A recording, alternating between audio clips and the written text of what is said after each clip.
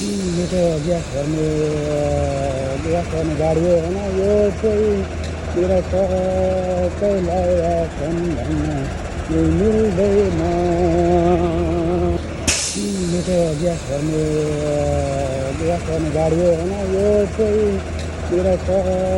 कसैलाई आफन भन्न यो मिल्दैन ल साथीहरू अब ठ्याक्कै बाहिर ट्याङ्करबाट ग्यास लिएर ग्यास भऱ्यो होइन अब यो पछि चाहिँ ठ्याक्कै खाना बनाउन सुरु गर्नु पर्यो हाम्रो ग्यास भऱ्यो सबै फुल भयो अब खाना बनाउन सुरु गर्छु ल गाइजहरू ल उहाँ चाहिँ अब दाल फ्राई नेपाली स्टाइलमा दाल स्पेसलिस्ट के भन्छ हाम्रो लगभग खाना आइटम बनिसक्यो